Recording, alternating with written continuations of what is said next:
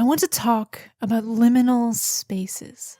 This phrase has become incredibly popular over the last several years on social media platforms, captivating people through images, videos, and games. Although liminality has been a part of human anthropology for over a century, the liminal spaces associated with the trending internet phenomenon has its own specific look and feel. Before we get into that, let's explore the general concept of liminality and its place in the collective human consciousness. The word liminality comes from the Latin word for threshold. The term was popularized in the early 1900s by a German-born anthropologist who used it in his works discussing rites of passage in various tribal societies. Rites of passage are ceremonies done to signify a person going through a transition of role or status within their society, such as the transition from childhood to adulthood. The anthropologist, Arnold van Gennep, broke rites of passage up into 3 stages: the preliminal, liminal, and post-liminal. In the middle, or liminal stage, the individual is between their old status and their new status. It is a stage of confusion, disorientation, and ambiguity. Their old self is behind them, and their new life lies ahead. But for a moment, they are in between, in a threshold. It is from this concept that broader ideas of liminality have formed and been applied to a variety of topics. And in a general sense, it has come to describe anything that is transitory or twixt and tween. Concerning physical places, crossroads, hotel rooms, airports, or bus stops may all be considered liminal spaces, as they exist between a person's place of origin and destination. Twilight and dusk, the times of transition between day and night, are also a liminal space. This can be applied to any number of topics: politics, folklore, various aspects of the human experience. But how does it apply to the current trend of liminal space media? Before we discuss that, let's go over how this particular form of liminality came to be. It started on an internet forum, more specifically, the Paranormal board on 4chan. In May of 2019, an anonymous user started a thread requesting others to, quote, post disquieting images that just feel off, end quote, and attached what seems to be a photograph, or at least a photorealistic image. The image depicts a corridor, devoid of any people or furniture, with beige carpet, panels of fluorescent lighting on the ceiling, and mismatched yellow wallpaper. Images began to flood in as soon as the thread was created, in a variety of different styles. And while many feature lonely places, none, aside from 1 or 2, really mimic the original photo of the empty corridor. This image on its own isn't altogether creepy. It just looks like a dull hallway that might exist in any hotel, office building, or maybe some sort of large event space. There isn't anything outright ominous or scary, but there are subtleties that contribute to the original poster's intention of something feeling off. For one, it's taken at a Dutch angle, a term used in film and photography when the camera is tilted and captures the subject at a slant. You'll see it in a lot of horror movies, thrillers, or any scene meant to invoke unease, psychological distress, or suspense. The picture also appears to be slightly out of focus, and that paired with the askew angle may imply that the photo was hastily taken. Second, there's the fluorescent lighting. While I'm sure everyone can agree that this type of lighting is ugly and obnoxious, it's also been found to have a variety of negative effects on a person's physical and mental state.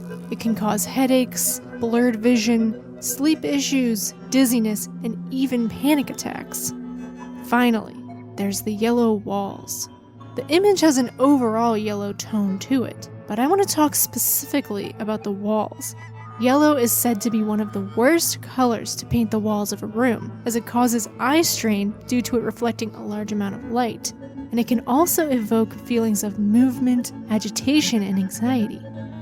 However, it is not until an intriguing backstory is established that the setting of this image really takes on its off-putting qualities. About 8 hours after the creation of the Unsettling Images thread on 4chan, another anonymous poster, possibly the original poster, but we can't be sure, comments in response to someone asking, "What is that?" in reference to the original image.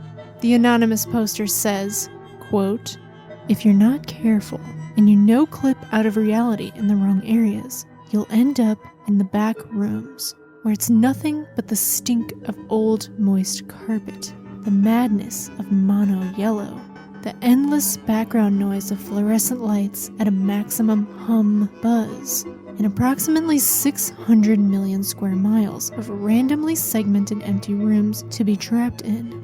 God save you if you hear something wandering around nearby, because it sure as hell has heard you." End quote. This is where it really kicks off, and the internet lore of the Backrooms is established, which will define what has come to be known as liminal spaces, or what I like to think of as liminal horror, as it is intended to frighten people, and it's proven largely successful in doing so. Soon enough, other Backrooms-inspired media began to crop up. The most popular example might be from the YouTube account of a young director called Kane Pixels. In January of 2022, Kane Pixels uploaded their first Backrooms video, and it is currently sitting at 42 million views. In just 9 minutes, the video effectively creates a sense of dread and unease many full-length modern horror films fail to accomplish, and with a fraction of the time and budget. Although Kane Pixels may be one of the more popular creators making Backrooms-inspired videos, they are certainly not the only one. Other accounts include Matt Studios, GeoNosis, and Lost in the Hyperverse. A sort of collective internet folklore was born out of the concept of the Backrooms. There's something undeniably creepy and intensely interesting to me about the Backrooms and the newly born liminal horror media. The Backrooms sprung up a new, fresh use of the term liminal spaces.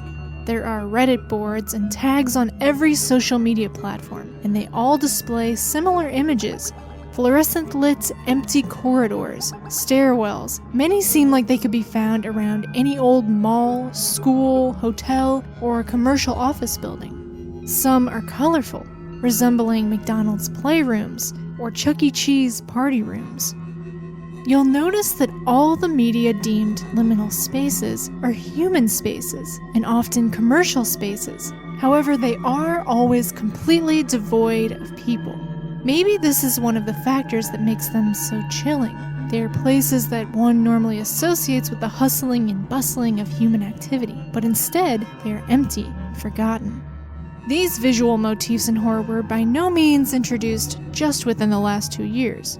Examples such as The Shining, Silent Hill PT, and The Stanley Parable show that the imagery of winding, vacant interiors have been haunting the human imagination long before the creation of the Backrooms. In the beginning, I asked, how does the Backrooms and liminal spaces fit into the overall concept of liminality?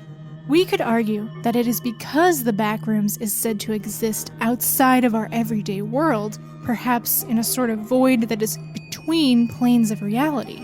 There are many visuals associated with liminal spaces that fit into the classic themes of liminalities. But there is another aspect of liminal spaces that gives it its liminal nature, and it has to do with the feelings it evokes. Sentiments commonly shared by people who comment on images or videos associated with liminal spaces are that of nostalgia, loss, longing, but also familiarity. The media is often designed to have the look and feel of late 90s to pre-2010. Videos are given filters to resemble VHS tapes, and interiors are intentionally given a dated, retro look. Along with the intention to create an off-putting and potentially even scary experience with liminal space artwork and content, there's also one to recreate a particular place and time. It seems that many people want to stay in the state between childhood and growing up, or maybe just be able to visit it for a while. The notion of the loss of childhood, of familiar things, is haunting in itself. While I believe that people of all ages have a fondness for things that remind them of childhood, more recent generations seem to have a particular fixation with nostalgia. And maybe all this liminal space media that has sprung into popularity is a statement on many aspects of human society, relevant to the generations of the last 30 to 40 years. I would argue that in the last 40 years, society has never progressed and changed so quickly. Things come and go so quickly. Technology, media, and even physical places. Things that existed when we were children are demolished, deemed obsolete, and are always destroyed to make room for the next new thing. So maybe by viewing, creating, or experiencing the Backrooms, or other liminal space media, one can step outside of this vicious, rapid progression in our current time and make it stop, just for a little while.